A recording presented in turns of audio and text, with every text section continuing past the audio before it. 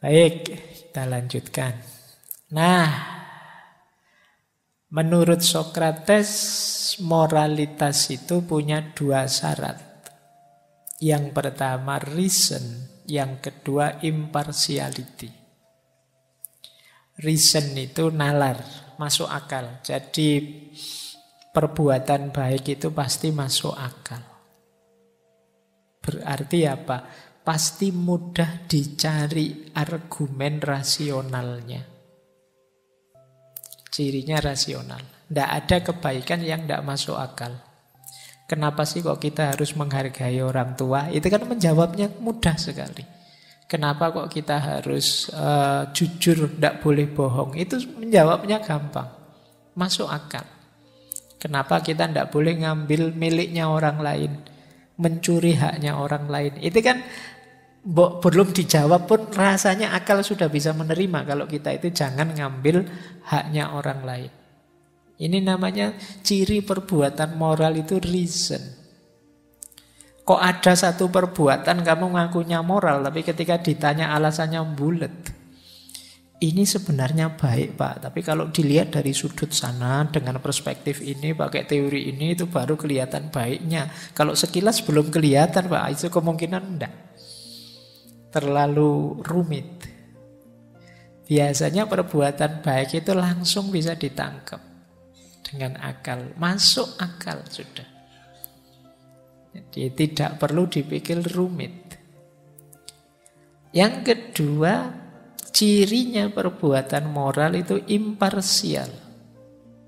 Berlaku untuk siapapun, kapanpun, dimanapun, tidak memihak. Kalau untuk saya Pak, boleh bohong, tapi yang lain harus jujur Pak. Ini namanya tidak imparsial.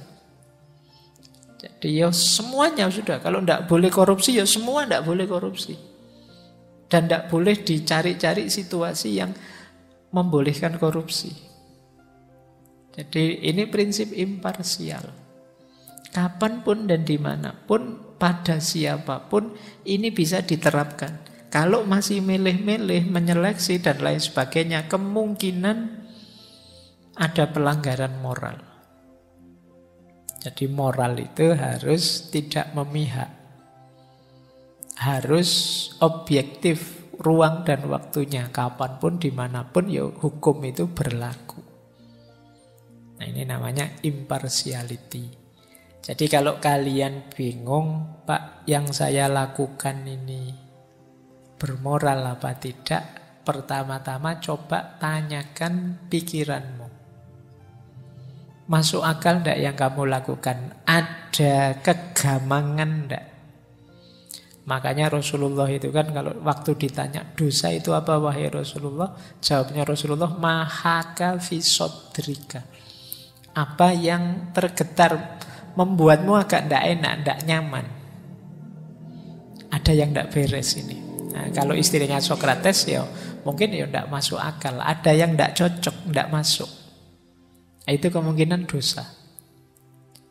Ya nanti dilanjutkan oleh Nabi kan ciri kedua. Kalau orang lain tahu kamu malu, kamu tidak suka. Nah, kalau orang lain tahu ini itu wah saya tidak enak. Itu kemungkinan besar tidak beres itu. Tapi kalau ya biar saja orang lain tahu tidak masalah wong saya ini. Nah, itu kemungkinan aman perbuatanmu, bukan sesuatu yang salah atau dosa. Ini bagi orang normal ya.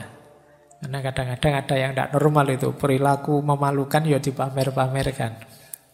Nah, ini sudah memandangnya khusus. Tapi secara normal perilaku bermoral itu pasti masuk akal, nyaman dilakukan. Siapapun tahu kita tidak malu. Tapi kalau tidak masuk akal, kita melakukannya maju mundur, ragu-ragu, dan kita malu kalau orang lain tahu, kemungkinan tidak beres. Nyontek misalnya, itu kan kamu tidak tenang.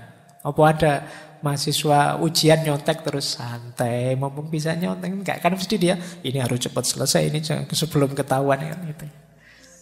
Dia tidak mau orang lain tahu. Kalau orang lain tahu gelisah. Nah, itu kemungkinan salah. Jadi kamu tidak perlu nyari, Pak, ayat Qur'annya apa ya dilarang nyontek itu susah. Kamu rasakan saja. Begitu kamu merasa ini tidak pas, tidak nyaman. Orang lain tahu, mesti saya malu. Ini kemungkinan keliru, perbuatan yang salah. Karena memang prasyaratnya moralitas itu dua, reason dan impartiality.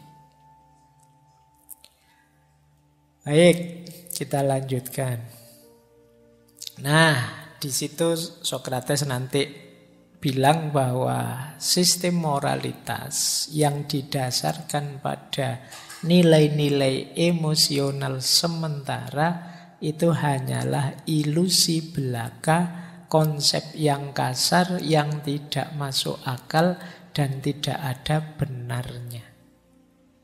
Jadi moralitas itu tidak bisa didasarkan pada sentimen kita, suka dan tidak suka kita.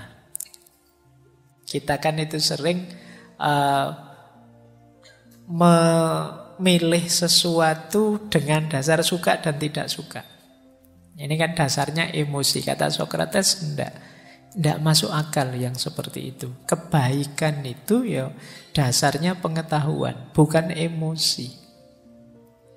Bukan kok, karena saya sudah suka itu Pak, kayaknya saya sudah cocok dengan itu. Tidak, bukan itu, bukan emosi dasarnya. Dasarnya itu ya pengetahuan. Maka tadi Sokrates dikenal alirannya objektivis. Jadi ada kebenaran, ada kebaikan yang objektif. Standar-standar kebaikan itu objektif, bukan karena perasaan kita. Kalau hanya mengandalkan perasaan kita, ya mungkin seperti tadi, orang yang dablek melakukan keburukan rasanya bisa nyaman saja. Maka dasarnya harus pengetahuannya. Kalau ini tidak boleh loh, tapi enak ya Pak. Ayo, tidak boleh kok alasannya enak.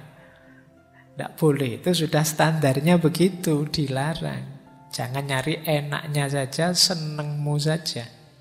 Ada standarnya sendiri. Ini yang membuat Sokrates nanti disebut alirannya objektivis. Kok ada orang memutuskan satu perbuatan hanya dari emosinya saja, hanya dari kesukaannya saja, pilihan subjektifnya saja, itu bagi Sokrates tidak masuk akal dan tidak ada benarnya. Milih tindakan itu dasarnya pengetahuan tentang standar-standar kebenaran tadi.